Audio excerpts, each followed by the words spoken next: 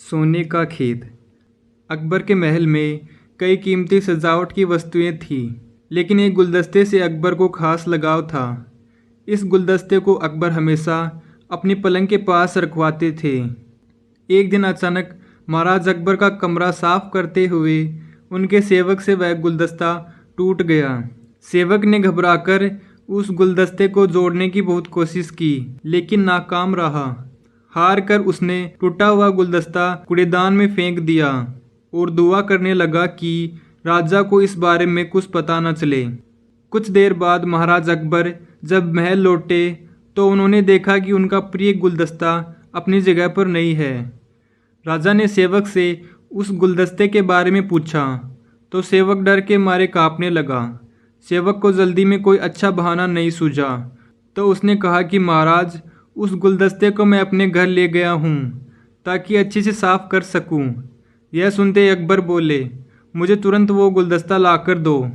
अब सेवक के पास बचने का कोई रास्ता नहीं था। सेवक ने महाराज अकबर को सच सच बता दिया कि वो गुलदस्ता टूट चुका है। यह सुनकर राजा आग बबूला हो गए। क्रोध में राजा ने उस सेवक को फांसी की सज़ा सुना दी। राजा ने कहा, झूठ में बर्दाश्त नहीं करता हूँ। जब गुलदस्ता टूट गया था तो झूठ बोलने की क्या ज़रूरत थी। अगले दिन इस घटना के बारे में जब सभा में जिक्र हुआ तो बीरबल ने इस बात का विरोध किया। बीरबल बोले कि झूठ हर व्यक्ति कभी न कभी बोलता ही है। किसी के झूठ बोलने से अगर कुछ बुरा या गलत नहीं होता तो झूठ बोलना गलत नहीं है। बीरबल के मुँह से ऐसे शब्द सुनकर अकबर उसी समय बीरबल पर भड़क गए।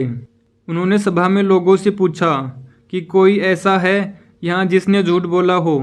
सबने राजा को कहा कि नहीं, वो झूठ नहीं बोलते। यह बात सुनते राजा ने बीरबल को राज्य से बाहर कर दिया। राज दरबार से निकलने के बाद बीरबल ने ठान ली कि वो इस बात को साबित करके रहेंगे कि हर व्यक्ति अपने जीवन में कभी न कभी झूठ बोलता है। बीरबल के दिमाग में एक तरकीब आई, जिसके बाद बीरबल सीधे सुनार के पास गए। उन्होंने जोहरी से सोने की गेहूं जैसी दिखने वाली बाली बनवाई और उसे लेकर महाराज अकबर के सभा में पहुंच गए। अकबर ने जैसे ही बीरबल को सभा में देखा तो पूछा कि अब तुम यहाँ क्यों आए हो। बीरबल बोले, जापना, आज ऐसा चमत्कार होगा जो किसी ने कभी नहीं देखा होगा। बस आपको मेरी पूरी बात सुननी होगी। राजा अकबर और सभी सभापतियों की जिज्ञासा बढ़ गई और राजा ने बीरबल को अपनी बात कहने की अनुमति दे दी।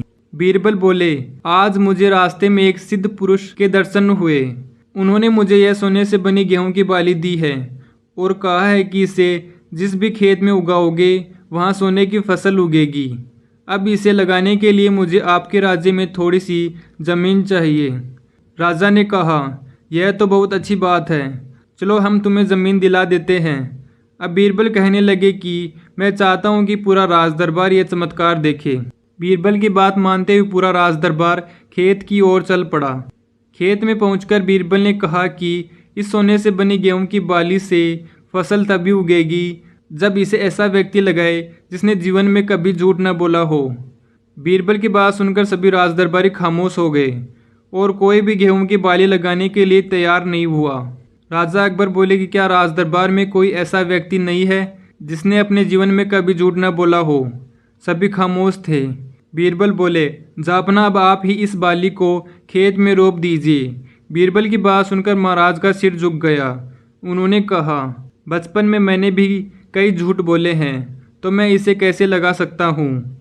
इतना कहते ही बादशाह अकबर को यह बात समझ आ गई कि बीरबल सही कह रहे थे कि इस दुनिया में कभी न कभी सभी झूठ बोलते हैं। इस बात का एहसास होते ही अकबर उस सेवक की फांसी की सज़ा को रोक देते हैं।